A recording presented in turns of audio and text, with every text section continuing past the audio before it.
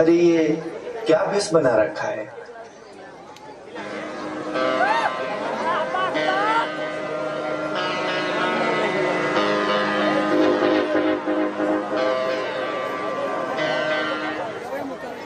ऐसा कौन है जिसने तुम्हारा ये हाल कर दिया?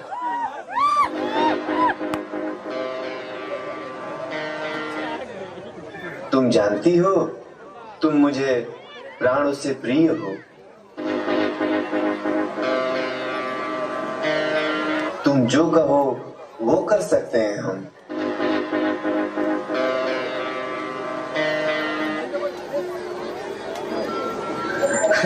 महाराज, अभी तक तो आपने पुराने वचन ही पूरे नहीं किए।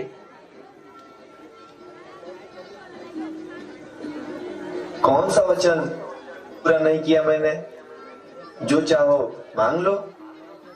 मुझे तो बस 2 वरदान चाहिए। पहला, राजा की गद्दी राम को नहीं, मेरे पुत्र भरत को। और दूसरा, राम को 14 साल का वनवास मुनि भेष में वन में रहे, उनका किसी भी नगर में प्रवेश वर्जित हो। मेरी बात सुनकर आपको क्या हो गया? मैंने तो अपना बस 2 वरदान मांगा है।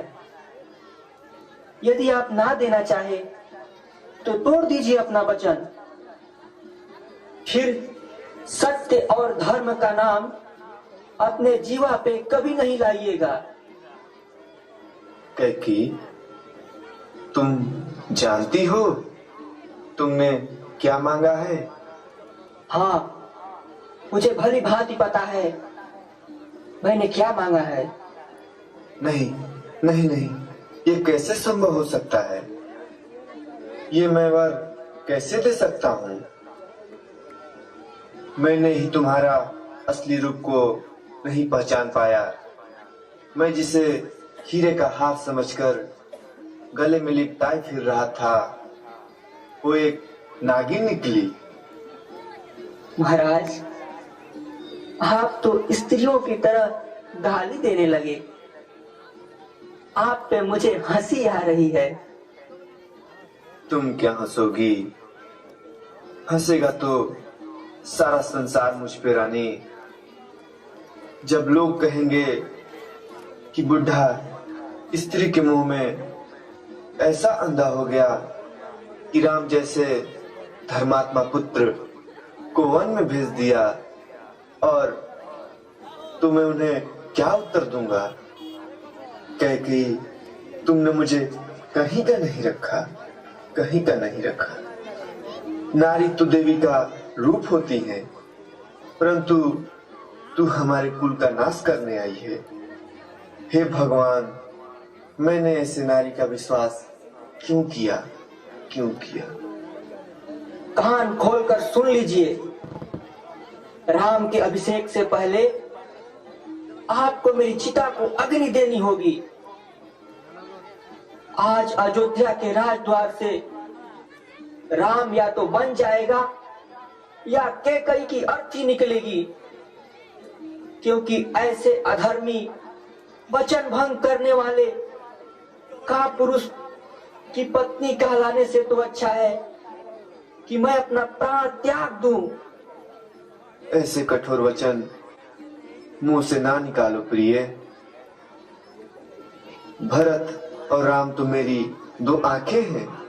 तुम भरत को राज्य देना चाहती हो तो मुझे स्वीकार है।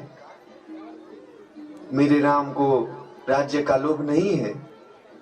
उसने तो राज्यसभा में भी इनकार कर दिया था। भरत यदि राजा बनना चाहे तो मैं कल सुबह ही भरत और शत्रुघ्न को बुलवा लूंगा, परंतु राम को वनवास देने की बात अपने मन से निकाल दे रानी। अपना दूसरा वरदान वापस ले ले रानी, वापस ले ले। नहीं महाराज, ऐसा कदापि नहीं हो सकता। यदि आपको देना है तो दोनों वचन देने होंगे। मैं आज ही राम को बन जाते हुए देखना चाहती हूँ।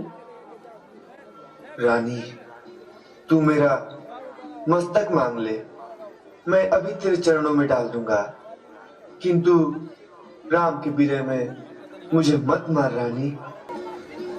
महाराज दशरथ, आपकी वो रघुवंश की रीति कहाँ चली गई? अब प्राण जाए पर वचन न जाए, उत्तर दीजिए। हे भगवान, अब मैं राम को क्या मुंह दिखाऊंगा? किस मुंह से कहूंगा कि राम, तू अब राज्य का उत्तराधिकारी नहीं रहा। हे राम, हे राम। रानी, मैं तेरे पैर पड़ता हूं।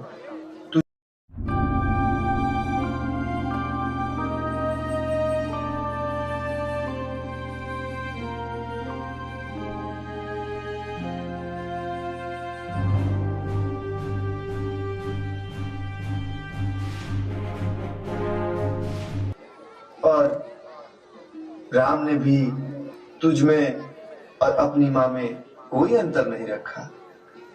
देख रानी, अंत में तू बहुत बड़े कलंक की भागी बनेगी। मैं तेरे हाथ जोड़ता हूँ, ये कुटिल कठोर विचार अपने मन से निकाल दे रानी। मैं तेरे पैर पड़ता हूँ, तेरे पैर पड़ता हूँ रानी। आप अधिक प्रपंच मत कीजिए महाराज। धर्म हो या अधर्म, यश मिले या अपयश, मैं अपने भरत का सौगंध खाकर कहती हूँ कि राम को वन भेजने के सिवाय मैं किसी और वर से संतुष्ट नहीं हो सकती। फिर ये प्राण नहीं रहेंगे रानी, नहीं रहेंगे।